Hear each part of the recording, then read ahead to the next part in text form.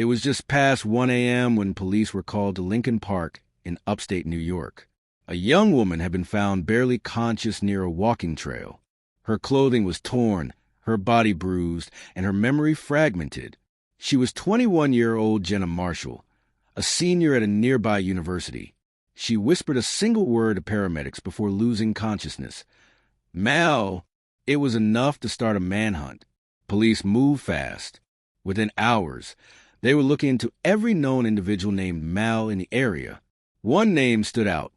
Malcolm Raines, a 39-year-old auto mechanic who lived just 4 blocks from the park.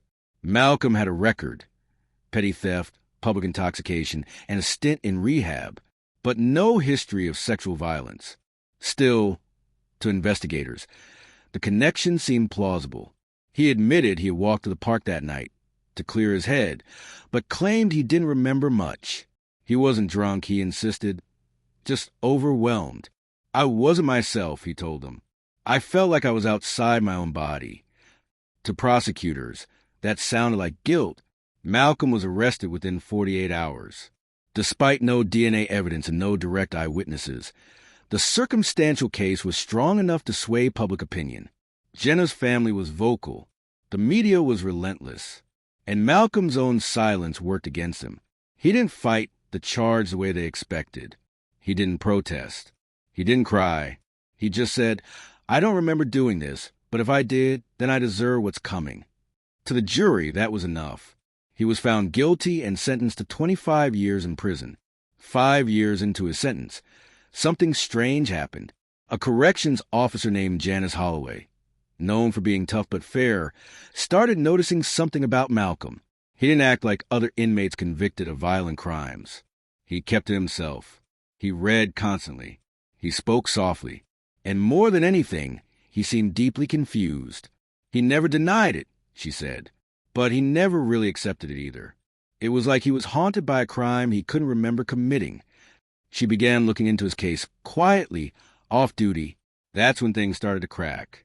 A non-profit that investigates wrongful convictions took interest after Holloway reached out anonymously. They uncovered sealed therapy records from Jenna's past, records the original court had never seen. Years before the attack, Jenna had reported disturbing behavior from a mentor at her university, a man she never publicly identified. The non-profit also discovered deleted phone data, messages from Jenna's phone the night of the attack, addressed to someone saved in her contacts as Mr. C. That man was Charles Benton, a former campus counselor who resigned abruptly just days after Malcolm's sentencing. When authorities tracked him down and obtained a warrant, the final piece fell into place. His DNA matched evidence recovered from Jenna's clothing. Malcolm's did not. Faced with the evidence, Charles Benton confessed.